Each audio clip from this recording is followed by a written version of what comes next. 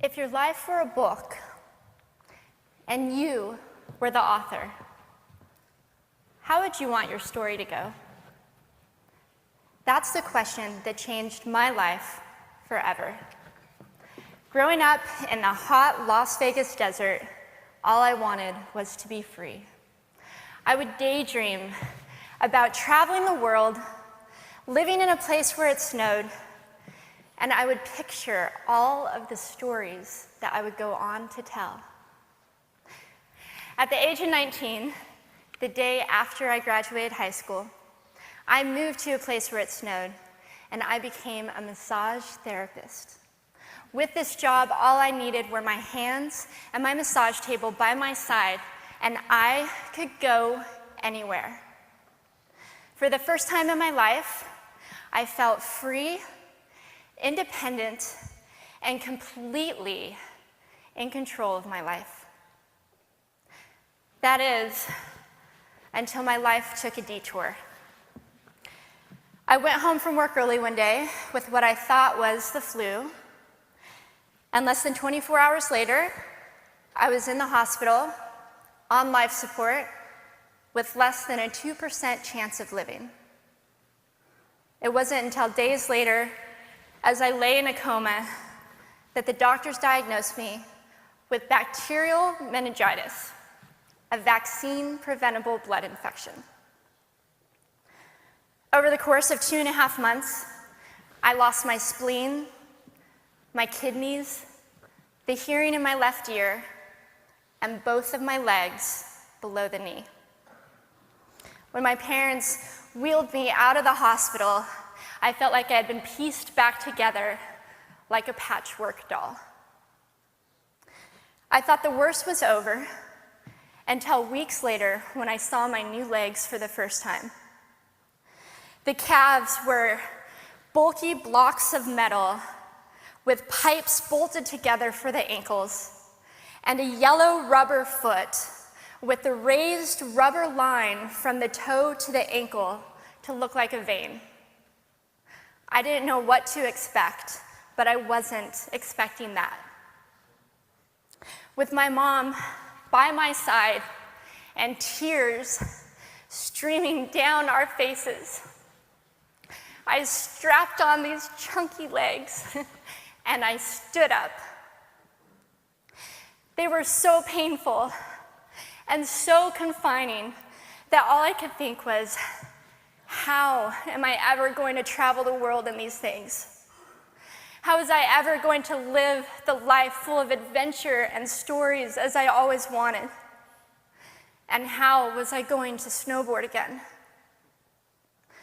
That day, I went home, I crawled into bed, and this is what my life looked like for the next few months.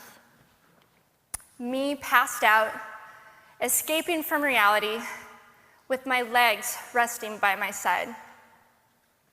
I was absolutely, physically, and emotionally broken. But I knew that in order to move forward, I had to let go of the old Amy and learn to embrace the new Amy. And that is when it dawned on me that I didn't have to be 5'5" anymore. I could be as tall as I wanted.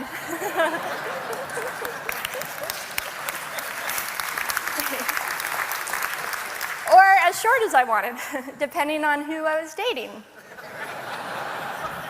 And if I snowboarded again, my feet aren't going to get cold. And best of all, I thought, I can make my feet the size of all the shoes that are on the sales rack. And I did. So there were benefits here. It was this moment that I asked myself that life-defining question. If my life were a book and I were the author, how would I want this story to go? And I began to daydream. I daydreamed like I did as a little girl.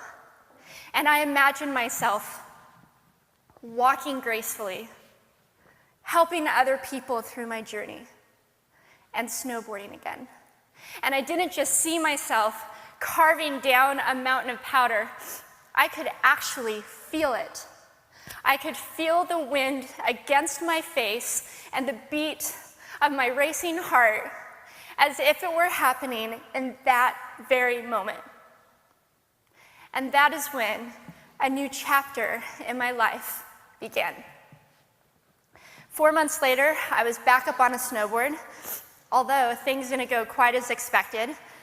My knees and my ankles wouldn't bend, and at one point, I traumatized all the skiers on the chairlift when I fell, and my legs, still attached to my snowboard, went flying down the mountain. And I was on top of the mountain still. I was so shocked. I was just as shocked as everybody else, and I was so discouraged, but I knew that if I could find the right pair of feet, that I would be able to do this again. And this is when I learned that our borders and our obstacles can only do two things. One, stop us in our tracks, or two, force us to get creative. I did a year of research, still couldn't figure out what kind of legs to use, couldn't find any resources that could help me. So I decided to make a pair myself. My leg maker and I put random parts together, and we made a pair of feet that I could snowboard in. As you can see, rusted bolts, rubber, wood, and neon pink duct tape. And yes, I can change my toenail polish. It was these legs and the best 21st birthday gift I could ever receive, a new kidney from my dad, that allowed me to follow my dreams again. I started snowboarding, then I went back to work, then I went back to school. Then in 2005, I co-founded a nonprofit organization for youth and young adults with physical disabilities so they could get involved with action sports. From there, I had the opportunity to go to South Africa, where I helped to put shoes on thousands of children's feet so they could attend school.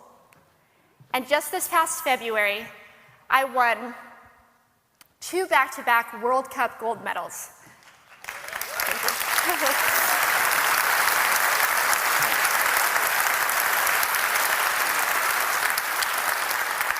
Which made me the highest ranked adaptive female snowboarder in the world.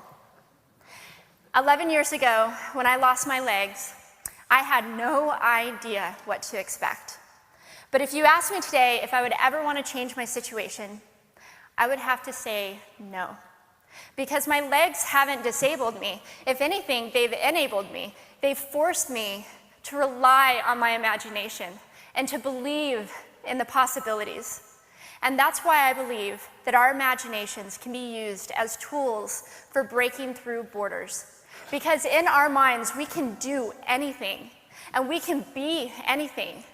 It's believing in those dreams and facing our fears head on that allows us to live our lives beyond our limits. And although today is about innovation without borders, I have to say that in my life, innovation has only been possible because of my borders. I've learned that borders are where the actual ends, but also where the imagination and the story begins. So the thought that I would like to challenge you with today is that maybe instead of looking at our challenges and our limitations as something negative or bad, we can begin to look at them as blessings. Magnificent gifts that can be used to ignite our imaginations and help us go further than we ever knew we could go. It's not about breaking down borders. It's about pushing off of them and seeing what amazing places they might bring us. Thank you.